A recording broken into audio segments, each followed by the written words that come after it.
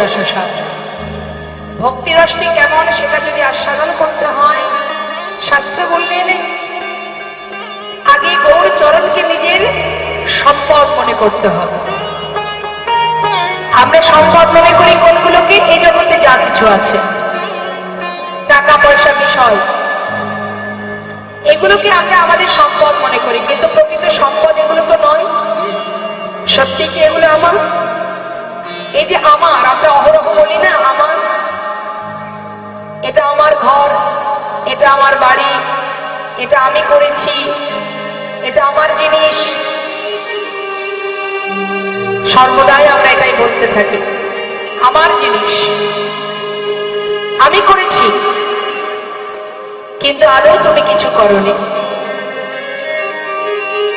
কারণ এগুলো তোমার নয়। তিনি কৃপা করে তোমাকে দিয়েছে, তাই তুমি ব্যবহার করছো। তোমার স্বীকৃতির ফলে তুমি পেয়েছো, তাই তুমি ভোগ করছো। যদি তিনি মনে করেন আবার কেড়েও নিতে পারেন, কারণ কোনো কিছু পাওয়ার পিছনে আমাদের ভিতরে একটা অহংকার কাজ করে। আমাদের জীবনে যদি কিছু আসে না, আমরা ভাবি এটা আমার হয়েছে, ওটা আছে, সেটা আছে। এই যে অহংকার, অহংকার যেদিনই আসবে, যে কারণেই আসুক না কেন, ওই অহংকারে কিন্তু তোমাকে ধ্বংস করে দেবে। তাই জীবনে যা কিছুই পাই না কেন, কখনো এটা ভাববেন না যে আমার এই আছে বা আমি এই করেছি। হরে কৃষ্ণ। ডেকে দিন তো আপনার পিছনে যিনি বসছেন, হয়েছে, বসা হয়েছে? হ্যাঁ, বেশ, আর কথা বলবেন না কিন্তু। হ্যাঁ, মাথায় রাখতে হবে আমাদের কি মা, যে এই জগতে যা কিছু আছে, চোখের সামনে আমরা যা কিছু দেখতে পাচ্ছি, এগুলো কিন্তু আমার নয়। এই যে দেহখানা, এটাও আমার নয়, কিছুই আমার নেই। আমি যেমন এসেছি একা, চলে যাব একা, কিছুই সঙ্গে যাবে না। এটা তো সত্য কথা। তাহলে শাস্ত্রে বললেন আমার আমার করো, বুঝিতে না পারো আমাতে কি আছে রতন। কোন শক্তি বলে বেড়াই চলি বলে, কিসের অভাবে হয় দেহ পতন। দেহের মাঝে আছে প্রাণের সঞ্চার, তাহাতেই বলি আমার আমার। প্রাণ গেলে হবে সবাকার, সব নেশার সফল। যত সময় দেহে প্রাণ থাকবে তত সময় আমার আমার করব, যেদিন প্রাণ থাকবে না আর আমার আমার করব না। কিন্তু যে প্রাণটা চলে যায়, সেই প্রাণটাই কিন্তু আমি। এই দেহটা আমি নই, এই হাতটা আমি নই। কি গো মা, এই হাতটা কি আমি? হাত দেখলে বুঝতে পারবেন যে এটা আমি। তাহলে হাত, এটা আমি নই, এটা আমার। চোখ আমি নই, চোখ দুটি আমার, তাই তো? চরণ দুটি আমি নই, আমার। তাহলে আমি কোথায়? সবই যদি আমার হবে, হাত আমার, চোখ আমার, দেহ আমার, চরণ আমার, সবই যদি আমার হবে, তাহলে একবার এর ভিতরে খুঁজে দেখতে পাবেন? খুঁজে দেখার চেষ্টা করেছেন? সবই যদি আমার হবে, আমি কোথায়? হরি বল, হরি বল। এই যে আমি, আমি কথাটা যেদিন আমরা জানতে পারবো যে আমি কে, সেই দিন স্বয়ং ভগবানকে আমরা জানতে পারবো। হরি বল। আগে নিজেকে জানো যে আমি কে, কে আমি। राम भक्त तुलसीदास कलम दिले, तुम कहां से आए हो और जाओगी कहां, इतना दिल विचारण बस हो गए भजन। আগে তুমি নিজের কাছে জিজ্ঞাসা করো যে তুমি কোথা থেকে এসেছো, কোথায় যাবে, কে তুমি। তোমার দেহটাও তুমি নও, জগতে যা কিছু আছে তুমি নও, তাহলে তুমি কোথায়? আমাদের সমস্ত ইন্দ্রগুলোকে চালনা করে মন, আর মনকে চালনা করে কে? মনটাকে কে চালায়? মনটাকে চালনা করি আমি স্বয়ং নিজে। আমি নিজে আমার মনকে চালাই। আমার মন যেদিকে, আমি যেদিকে চাইবো, আমার মন সেই দিকে যেতে বাধ্য। আমি যদি চাই যে আমি এখন সিরিয়াল দেখবো, তাহলে আমার মন সেখানেই চলে যাবে। আর দেহ যখন যাবে, মনও সেখানে যাবে। আমি যদি মনে মনে ভাবি যে আজ আমি সিরিয়াল দেখবো না, আজ আমি কীর্তন শুনতে যাব, আমার দেহ মন সবকিছু তার সাথে সাথে চলে যাবে। তাহলে দেহটা অসার, দেহটার সঙ্গে আমার সঙ্গে কোনো মিল নেই। কিন্তু মা, এটা একটা আলাদা জিনিস, দেহটা একটা আলাদা বিষয়, একটা নশ্বর দেহ, মাটির দেহ, প্রকৃতির সৃষ্টি। এই দেহখানি প্রকৃতি যেমন দিয়েছে তেমন নিয়ে নেবে। তাহলে এই যে মাঝখানে আমি যে আছি, আমি যখনই চলে যাব আমার দেহটা পড়ে থাকবে। আমি মানে কি? আমি মানে কি? অনেকে দেখবেন বলে আমি আমাকে চিনি বা আমি আমাকে জানি। আমি কেমন আমি জানি, আমি কে আমি জানি। ভুল কথা। সত্যি আমরা এখনো আমাকে চিনতে পারিনি, নিজেকে এখনো জানতে পারিনি যে আমি কে। যে যতই বড়াই করে বলুক যে আমি চিনি, আমি জানি আমি কে, ভুল। আমরা সত্যি জানি না আমি কে। জাগতিক সাধারণ দৃষ্টি দিয়ে দেখলে হবে না, একটুখানি আমাদের ভক্তি রাজ্যে প্রবেশ করে আধ্যাত্মিক চিন্তা ভাবনা নিয়ে আমাদের ভাবতে হবে যে আমি প্রকৃত কে। এই যে শ্বাস চলছে, দেখা যায়, কখন আসে কখন যায় বোঝা যায়, ওটাই হলো আমি। ওটা যতক্ষণ এখানে থাকবে ততক্ষণ আমি জীবিত। যেদিন আমি চলে যাব আমার এই দেহটা অসার হয়ে যাবে। আর এই যে আমি, এই যে শ্বাস, সূক্ষ্ম আত্মা, এই সূক্ষ্ম আত্মার খোরাক কি? সূক্ষ্ম আত্মা কি সেবা করে, কি ভালোবাসে? হরিনামামৃত সুধা নিতাই। আর দেহের সেবা কি মা? এই জগতে যা কিছু আমরা সেবা করছি এগুলো দেহের। আর আত্মার সেবা, আত্মার খোরাক হরিনামামৃত, যেটা আপনারা আজ আস্বাদন করছেন, আপনাদের পরমাত্মা সেবা করছে। তাই বৈষ্ণব মহাজন বললেন, যদি নিজেকে জানতে পারো ভগবানকে জানতে পারবে। আর নিজেকে জানতে গেলে সবার আগে গৌর চরণকে সম্পদ মনে করো, গৌর হরির চরণ যুগলকে নিজের সম্পদ ভাবো। সেটাই তোমার ঠিকানা, সেটাই তোমার সম্পদ। তাই মহাজন পদাবলিতে বলছেন, শ্রী গৌরাঙ্গে দুটি পদ অগজারি ধন সম্পদ। শ্রী গৌরাঙ্গে পদ যারে ধন সম্পদ, সে জানে ভগবতীর আশা।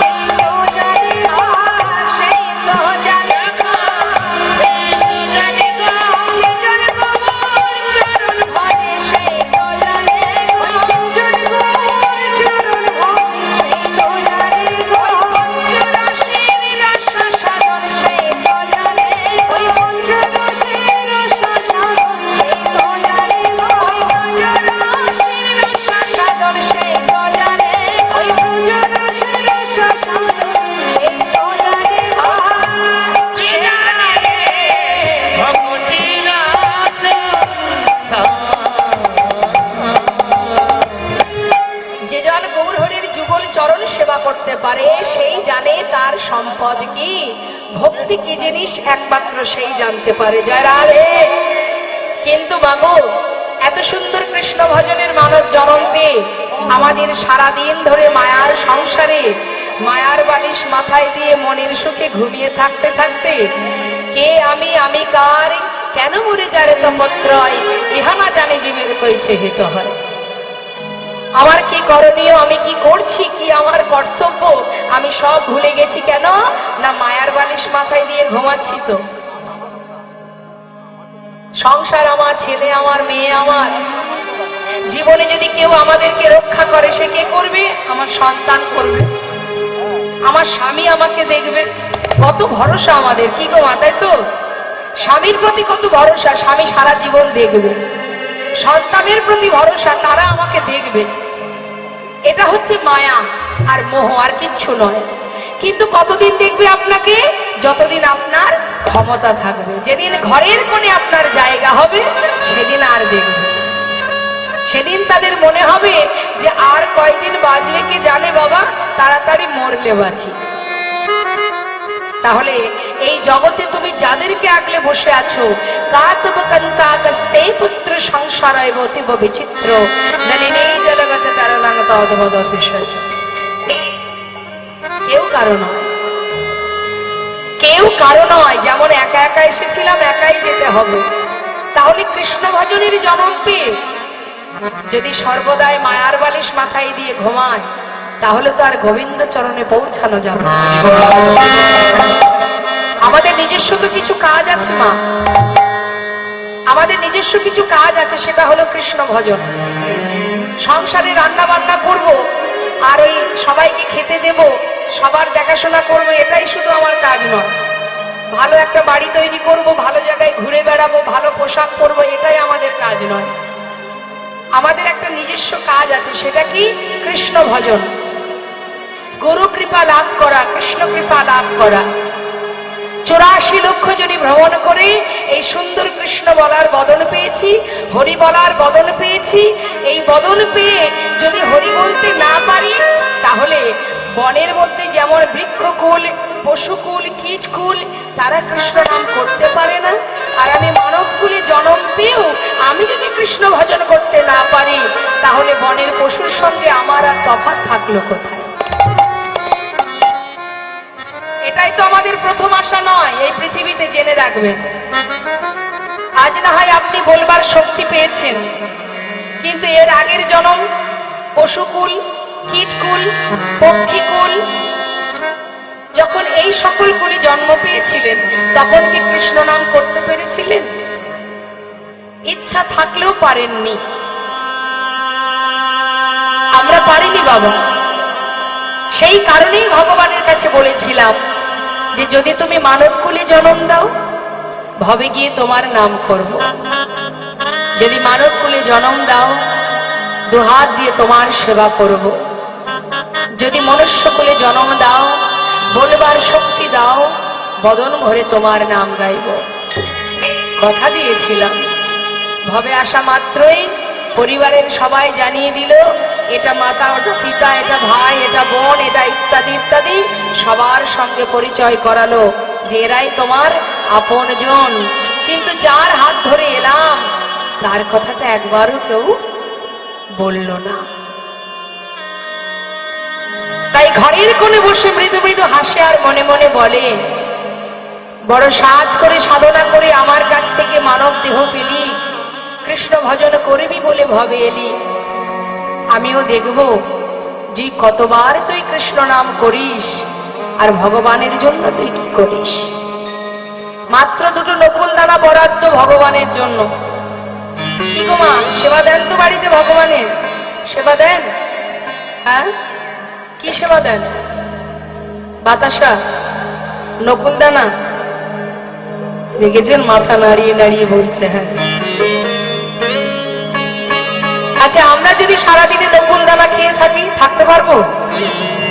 পারবো না, পারবো না। ভগবানের জন্য 2 থেকে 4টে নকুল দানা দিয়ে আর ফিরে তাকাবো না, পরের দিন আবার দেখা হবে। কিন্তু নিজেদের জন্য সারাদিন রান্নাঘরেই কেটে যায়, এটা বাদ দিয়ে সেটা, ওটা বাদ দিয়ে সেটা। যখন বাড়ি থেকে বেরিয়ে যায়, 4 দিন 5 দিনের জন্য ঘুরতে গেলাম বিভিন্ন জায়গায়, যাওয়ার সময় বলে গেলাম, তুমি থাকো প্রভু, আমার সংসারটা তুমি দেখো, তোমার সংসার, এটা আমার নয়, তোমার সংসার তুমি দেখো। চললাম। 5 দিন পরে ফিরলাম, বাড়ির সদস্য যারা আছে সবার জন্য কত কি কিনে নিয়ে এলাম, আর ঘরের কোণে যে জন বসে পাহারা দিল, তার জন্য কিচ্ছু এলো না। এটাই আমাদের ভালোবাসা ভগবানের প্রতি। শুধু দেবার বেলায়, নেবার বেলায় অনেক কিছু, কৃপা করো, এটা দাও, ওটা দাও, সেটা দাও। দেবার বেলায় দিতে জানি না। সর্বক্ষণ কৃপণতা। আজ মহাজন বললেন, এই জগতের যা কিছু আগলে বসে আছো সবই মিথ্যা।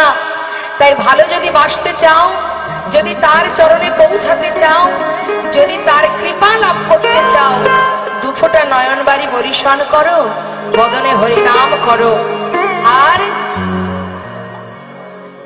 বদনে মহামন্ত্র জপ করো, আর গৌর চরণকে নিজের সম্পদ মনে করো। কেউ যদি হরিনাম করে মা, তার একটা উপকার আছে। কেউ যদি হরিনাম করে তার একটা উপকার আছে, সে একটা জিনিস পায়। সেটা কি পায়? দেখুন, লাভ ছাড়া তো কেউ চলে না। এই যে আপনারা এখানে আছেন, এখানেও একটা লাভ আছে, কিন্তু কি লাভ? সেই লাভটা কি? বিনা লাভে কেউ কোথাও যায়? তাই এখানে আসার পিছনে কি লাভ আছে? বললেন হরিনাম করলেও লাভ আছে, আবার হরিনাম শুনলেও লাভ আছে। তা সেই লাভটা কি? শুনুন কি বলছে। শ্রী গৌরাঙ্গের মধুর লীলা,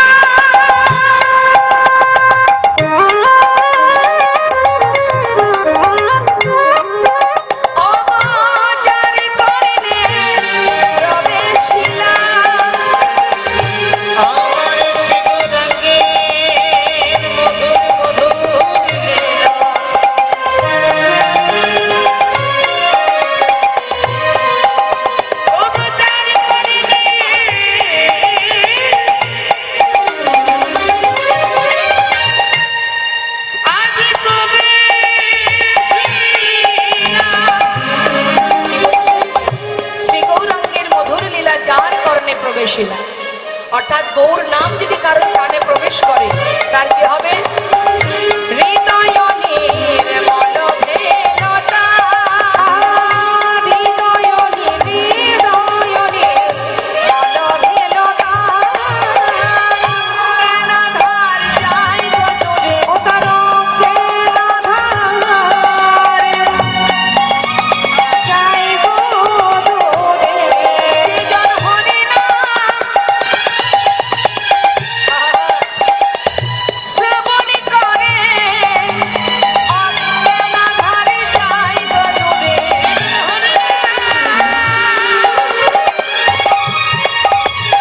শ্রবণ করে তার অজ্ঞানাধার চাই গো তোরে। যেজন কৃষ্ণ নাম শ্রবণ করে, গুরু চরণ হৃদয়ে ধরে। কৃষ্ণ গুরু চরণ হৃদয়ে ধরে। কৃষ্ণ শ্রবণ করে হৃদয়ে ধরে। কৃষ্ণ তার অজ্ঞানাধার চাই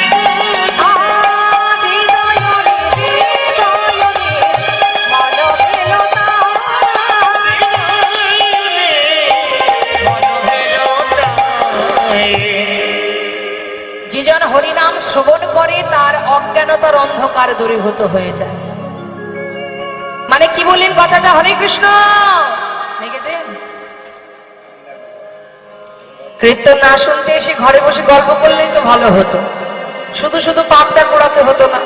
হরিবাসরে বসে কথা বললে তো পাপ হবে, অপরাধ হবে। এটা আমার কথা নয়, শাস্ত্রে বললেন যে হরিনাম শ্রবণ করতে বসে যদি কেউ কথা বলে, পাপ জ্বালা যন্ত্রণা দূর হওয়া তো পড়ে থাকারও জড়িয়ে যায়। এতটাই চিত্ত চঞ্চল আমাদের, মন এত অস্থির আমাদের, কথা না বলে আমরা শান্তিতে থাকতে পারি না। কে কোন দিকে যাচ্ছে, কে আসছে, কে কি করছে, এই দিকে আমাদের নজর। শাস্ত্রে বললেন, দিবস রজনী আবল তাবল পাঁচালো পড়িতে পারো, তাহার ভিতরে একবারও কি কৃষ্ণ বলিতে নারো। আগে আমাদের লক্ষ্যটাকে ঠিক করতে হবে। লক্ষ্য যে জন্য আসা, সেই দিকে ধ্যান দিতে হবে। কিন্তু একসঙ্গে তো সবকিছু পাওয়া হবে না, হবে না। গল্প করব তো মন দিয়ে গল্প করব। যখন আমরা সেবা করি, তখন যদি আপনার হাতটা ধরে কেউ তুলে দেয়, এই খেতে হবে না চল, কি ভালো লাগবে? ভালো লাগবে? আপনি ঘুমাচ্ছেন, মাঝরাত্রে আপনার হাত ধরে টেনে তোলা হলো, আর ঘুমাস না, চল খেতে যাবো, ভালো লাগবে? তাহলে খাওয়ার সময় খাওয়া, ঘুমানোর সময় ঘুমানো। আসলে আহা, যখন আমরা লেখাপড়া করি, স্কুলে যাই, স্কুলে গিয়ে যদি বেঞ্চে বসে কথা বলেন, ছেড়ে দেবে মাস্টারমশাই? পড়ার সময় পড়া, তাই তো? ঠিক কৃষ্ণ নাম শুনবার সময় শুধু শ্রবণই করতে হবে, আর কিছু করলে কিন্তু অপরাধ। এটা আমার কথা নয়। 64 প্রকারের অপরাধ আছে, অপরাধ এক রকমের নয়, 64 ধরনের অপরাধ। তার মধ্যে 62 প্রকারের অপরাধ ভগবান ক্ষমা করে, দুটো অপরাধ ক্ষমা করে না। একটা হচ্ছে নাম অপরাধ, আর একটি হলো বৈষ্ণব অপরাধ। তাই বারবার আমি বলবো, গল্প করবেন না, কথা বলবেন না, চিত্তটাকে স্থির করুন, মন দিয়ে কৃষ্ণ নাম শ্রবণ করুন। যদি মনে হয় আপনার ঘুম আসছে, আপনি ঘরে গিয়ে বিছানায় ঘুমিয়ে পড়ুন, কিন্তু পাপ পোড়াবেন না। কখনো যেন ভাববেন না যে আমার অপরাধ হোক, এমন কোনো কর্ম করবেন না। এখানে বসে গল্প করা মানে পাশে যে ভক্ত মন দিয়ে কৃষ্ণ নাম শুনছে তারও সমস্যা, আর তার যদি হরিনামে বিঘ্ন ঘটে যায়, আপনি কিন্তু অজান্তেই বৈষ্ণব চরণে অপরাধী হয়ে যাচ্ছেন। আর এটা তো ভালোই জানেন যে বৈষ্ণব চরণে অপরাধ করলে তার কি দুরবস্থা হয়। যেটা হয়েছিল নবদ্বীপে, একটা প্রমাণ দিই, সেটা হলো চপল গোপাল। সারা গায়ে কুষ্ঠ হয়েছিল, বৈষ্ণবের চরণে অপরাধ করেছিল বলে। তাই বলবো বারবার চরণ ধরে, কথা বলবেন না। যদি মনে হয় ঘুম আসছে, ঘুমাতে যাবেন ঘরে, কিন্তু কখনো কারোর কাছ থেকে কোনো অপরাধমূলক পাপ কর্ম করবেন না। মহাজন বললেন, হরিনাম যদি কেউ করে, হৃদয় মাঝে কৃষ্ণ প্রেমের উদয় হয়। আর যদি হরিনাম কেউ শোনে, তাতে তার অজ্ঞানতার অন্ধকার দূর হয়ে যায়। বাবা আমার দিকে তাকান, আপনার বাড়ি কোথায় বলুন?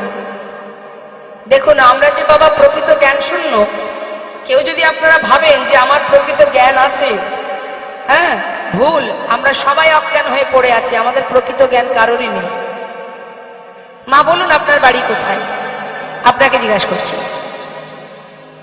এইখানে বাড়ি আপনার? এখানে ঠিক, এখানে বাড়ি, তাই তো? জায়গাটার নাম কি? রাজারামপুর। এখানে আপনার বাড়ি, এটা আপনার ঠিকানা, তাই তো? আপনি এখানে থাকেন। এর আগে কোথায় ছিলেন? বাপের বাড়ি। বাপের বাড়িতে ছিলেন, তার আগে কোথায় ছিলেন জানেন না? আচ্ছা, যখন মারা যাবেন, মরতে তো সবাইকে হবে, মৃত্যুর পর কি এখানে থাকবেন? থাকবেন না। তাহলে কয়দিনের জন্য এখানে আসা? মাত্র কয়েকদিনের জন্য এখানে আসা। তাহলে এটা আমার ঠিকানা হয় কি করে? এটা আমার ঠিকানা হয় কি করে? এটা দুদিনের জন্য এসেছি। এর আগে কোথায় ছিলাম? এখানে ছিলাম না, অন্য কোথাও ছিলাম। আবার যখন মারা যাব তখনও এখানে থাকবো না, আবার অন্য কোথাও থাকবো। তাহলে এ তো দুদিনের জন্য আসা, কি করে এটা আমার ঠিকানা হতে পারে? এটা তো আমার ঠিকানা নয়। ছেলে মেয়ে বিদেশে যখন চাকরি করতে যায়, তাকে যদি পথের কোনো ব্যক্তি জিজ্ঞাসা করে যে তোমার বাড়ি কোথায়, সে তো তার নিজের ঠিকানাটা বলবে, সে তো সেখানকার ঠিকানা বলবে না যে আমি অমুক জায়গায় থাকি, আমি দক্ষিণ 24 পরগনায় থাকি, কি আমি অমুক জায়গায় থাকি, এটা জায়গার নাম বলবে তো। তাহলে ঠিক তদ্রূপ একবার চিন্তা করুন, একটু আধ্যাত্মিক চিন্তা ভাবনা করতে হবে মা। আমরা কিন্তু কেউ এখানে, আমাদের এখানে কিছুই নেই, কোনো ঠিকানাই নেই আমাদের। যখন মাতৃগর্ভ থেকে ভূমিষ্ঠ হয়েছিলাম, আমার কোনো জাতও ছিল না। একটা ছোট্ট বাচ্চা যখন জন্ম নেয়, তাকে যদি আপনার সামনে আমি এনে দিই, যদি বলি বলুন তো কোন জাতি, বলতে পারবেন? যদি সেই বাচ্চাটা আপনাকে জিজ্ঞাসা করি যে এর বাড়ি কোথায়, ঠিকানা কোথায়, বলতে পারবেন? এর নাম কি বলা যাবে? কিছুই আমরা জানি না। একটা শিশুকে দেখলে বোঝা যায় না এ হিন্দু না মুসলিম না খ্রিস্টান, কিছুই আমরা বলতে পারবো না, তাই না? তাহলে এই যে ঠিকানা, এই যে জাত, এই যে নাম, সবকিছু এখানে এসে পাওয়া। কেউ আমাকে দিয়েছে তাই আমি ব্যবহার করছি। যে নামে আপনারা আমাকে চেনেন, এটা আমি এখান থেকে এসে পেয়েছি। কোনো একজন আমাকে এই নামটা দিয়েছে, সেই নাম আমি নিয়ে ব্যবহার করছি, কিন্তু এটা তো আমার আসল পরিচয় নয়। তাহলে যেখান থেকে আমি এসেছি সেটাই আমার আসল পরিচয়। আবার ফেরার সময় সেখানেই ফিরবো, তার মানে সেটাই আমার ঠিকানা? এটা তো আমার ঠিকানা নয় মা। সেই কারণেই শাস্ত্রে বারবার বলছেন, জীব অজ্ঞানতার অন্ধকারে ডুবে আছে। জীবের প্রকৃত জ্ঞান নেই। জীব তার জ্ঞান শূন্য হয়ে, অজ্ঞান হয়ে মোহের মধ্যে ডুবে আছে। মোহ, সংসার একটা মোহ আর মায়া, একটা বিচিত্র নাট্য মঞ্চ। তাহলে এই মোহ তো আমাদের চিরকাল থাকবে না মা, থাকবে? আজ আছে কাল থাকবে না, একদিন আমাকে ফিরতেই হবে। ফিরে যখন যাব সেখানে গিয়ে বিচার দেব কি